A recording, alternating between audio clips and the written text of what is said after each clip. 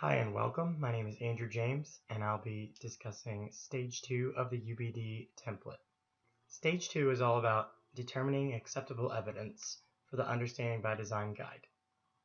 The first thing you want to do is set up a performance task in which students are working on something authentic in real world.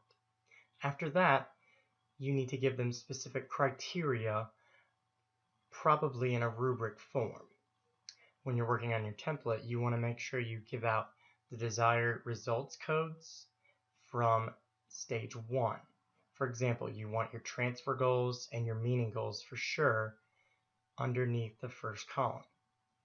Describe the performance task in the middle column and be specific as to what they need to show evidence of. Lastly, the evaluative criteria needs to be all the criteria that you are assessing, and it has to be the most important part of the project. After you've completed the performance task, you need to place the rest of the goals in the other evidence column. Anything that is not a part of the performance task needs to be on this part. This includes knowledge and skill goals as well as meaning goals. In the middle column, you put the other evidence and where it comes from.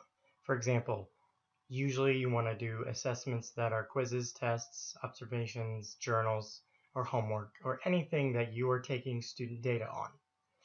You still need to write the same type of criteria, although it's not in a rubric form. You just need to determine what the students will be assessed on for the unit. For the final part of stage 2, you need to establish a grading rubric for your performance task. You need to tell the students what the criteria is and specifically in detail what examples look like.